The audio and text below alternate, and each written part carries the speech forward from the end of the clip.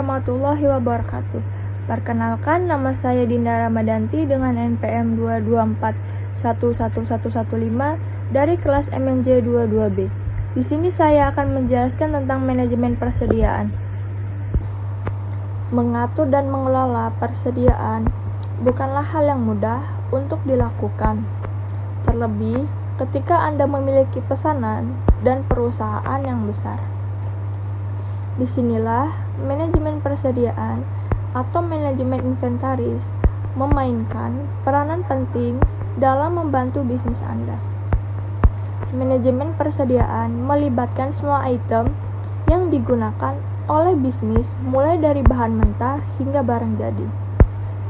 Mulai dari kegiatan pesanan, penyimpanan, pelacakan, dan pengendalian inventaris dalam sebuah perusahaan. Dengan kata lain, manajemen stok mencakup seluruh aspek inventaris dalam operasional bisnis. Apa itu manajemen persediaan?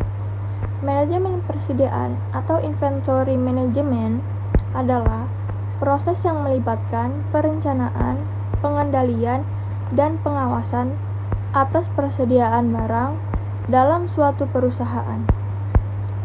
Tujuan aktivitas ini memastikan persediaan tepat waktu dengan biaya yang efisien untuk memenuhi permintaan pelanggan.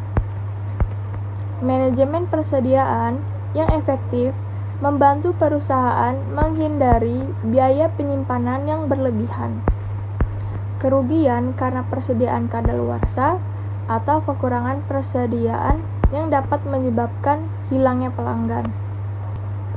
Mengapa manajemen persediaan sangat diperlukan oleh suatu perusahaan? Tujuan manajemen persediaan adalah untuk memfasilitasi dan memperlancar operasi perusahaan, baik dalam hal produksi maupun penjualan. Dengan demikian, perusahaan dapat mencapai rencana dan target yang ditetapkan tanpa menghadapi hambatan akibat kekurangan barang. Secara keseluruhan, manajemen persediaan yang baik membantu perusahaan mengoptimalkan ketersediaan barang, mengurangi biaya, memenuhi permintaan pelanggan, dan meningkatkan efisiensi operasional. Hal ini berkontribusi pada keberhasilan dan kelangsungan bisnis perusahaan. Manajemen persediaan sangat diperlukan oleh suatu perusahaan karena alasan berikut. Yang pertama, memastikan ketersediaan barang atau bahan yang diperlukan untuk memenuhi permintaan pelanggan. Yang kedua, menghindari kekurangan persediaan yang dapat menghindari hilangnya peluang bisnis, kekecewaan pelanggan, dan penurunan pendapatan. Yang ketiga, mengoptimalkan tingkat persediaan sehingga mengurangi biaya penyimpanan yang tidak perlu. Yang keempat, memperhatikan rotasi stok atau stock rotation dan tanggal kadaluarsa untuk mencegah persediaan menjadi usang atau rusak.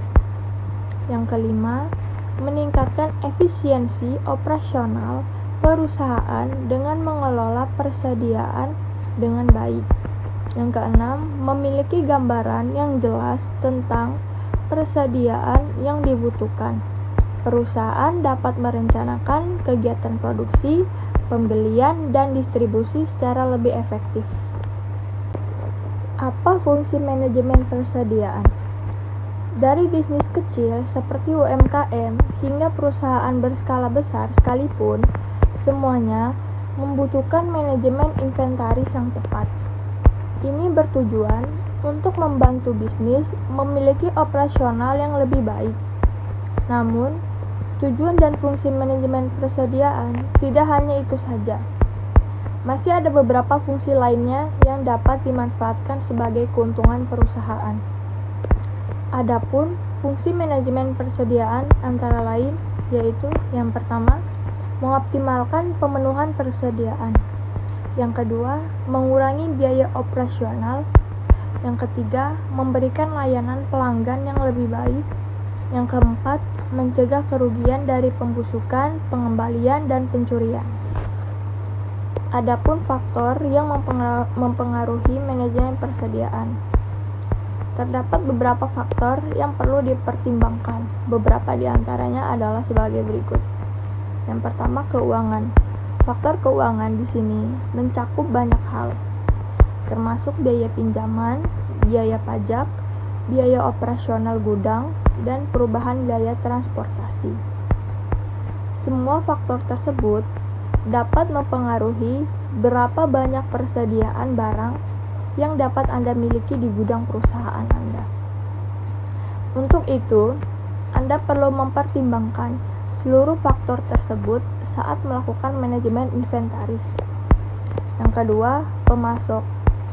Supplier atau pemasok dapat memiliki pengaruh yang besar pada pengendalian atau manajemen inventaris. Secara umum, bisnis yang sukses akan membutuhkan pemasok yang dapat diandalkan guna merencanakan pengeluaran dan mengatur produksi. Oleh sebab itu, pastikan Anda memiliki pemasok produk yang andal agar dapat mencegah kekurangan produk atau keterlambatan pada proses produksi. Yang ketiga, lead time. Lead time atau waktu tunggu merupakan waktu yang dibutuhkan saat menunggu barang dipesan sampai barang itu tiba. Dalam hal ini, waktu tunggu dapat sangat bervariasi, tergantung pada jenis produk dan proses manufaktur yang dilibatkan. Apabila Anda tidak memperhitungkan lead time, maka akan ada kemungkinan Anda akan kekurangan stok. Untuk itu, sesuaikan lead time dengan kebutuhan persediaan barang Anda. Yang keempat, jenis produk. Perlu diketahui bahwasanya tidak semua produk dapat disimpan untuk waktu yang lama. Beberapa di antaranya mungkin akan mudah rusak atau bahkan tidak dapat digunakan sama sekali. Oleh karena itu, Anda perlu mengelolanya untuk memastikan bahwa semua produk persediaan Anda memiliki tanggal kadaluarsa yang cukup lama. Yang kelima, faktor eksternal. Beberapa faktor eksternal mungkin berpotensi untuk mempengaruhi persediaan barang Anda. Misalnya, seperti penurunan tingkat ekonomi atau tingkat persaingan lokal yang tinggi. Faktor-faktor ini sebagian besar di luar kendali Anda. Jadi, ada baiknya untuk menilai faktor eksternal secara teratur agar perusahaan Anda tetap siap dalam menghadapi kemungkinan yang akan terjadi. Selanjutnya yaitu metode manajemen persediaan. Setiap metode manajemen persediaan memiliki kelebihan dan kelemahan sendiri. Dan pilihan metode yang tepat tergantung pada kebutuhan dan karakteristik perusahaan. Beberapa perusahaan juga mengkombinasikan beberapa metode untuk mencapai manajemen persediaan yang lebih efektif. Ada beberapa metode yang umum digunakan dalam manajemen persediaan, seperti berikut ini. Yang pertama, just-in-time management. Just-in-time management merupakan metode manajemen persediaan yang berasal dari Jepang. Dalam penerapannya, perusahaan memilih untuk tidak memiliki persediaan. Asumsinya, jika persediaan tidak memiliki persediaan, maka perusahaan juga tidak memiliki beban atau biaya atas persediaan. Oleh karena itu, metode ini dapat memungkinkan perusahaan untuk mengurangi pemborosan dan menghemat biaya operasional untuk memproduksi dan penjualan produk. Namun, perlu diketahui bahwasanya metode ini dapat beresiko ketika permintaan tiba-tiba melonjak dan perusahaan tidak dapat memenuhi permintaan pasar. Yang kedua, economic order quantity. Metode ini dilakukan dengan cara menghitung jumlah unit yang harus ditambahkan ke dalam persediaan sesuai dengan pesanan yang diterima. Dengan demikian, perusahaan tidak akan memiliki persediaan yang berlebihan dan dapat meminimumkan biaya pemeliharaan pengaturan, dan penyimpanan barang. Yang ketiga, material requirement planning. Metode manajemen persediaan yang satu ini akan bergantung pada perakiraan penjualan. Artinya, produsen harus memiliki catatan penjualan akurat untuk memungkinkan perencanaan kebutuhan persediaan yang akurat pula, sehingga supplier atau pemasok dapat memenuhi kebutuhan persediaan barang dengan tepat waktu untuk memenuhi pesanan pelanggan perusahaan Anda. Yang keempat, periodic review. Metode ini dikenal juga dengan sistem review berkala, di mana produk persediaan akan dipesan pada waktu sama di setiap periodenya. Namun demikian, jumlah barang yang dipesan akan ditentukan berdasarkan tingkat kuantitas yang tersedia pada setiap akhir periode. Yang kelima, Day Sales of Inventory.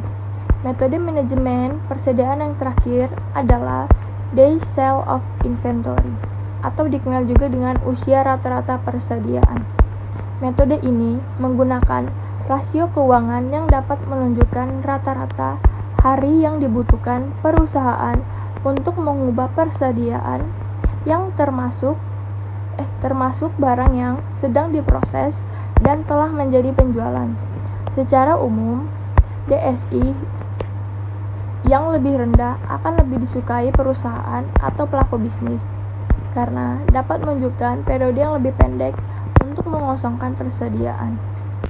Sekian penjelasan tentang manajemen persediaan dari saya. Saya akhiri. Wassalamualaikum warahmatullahi wabarakatuh.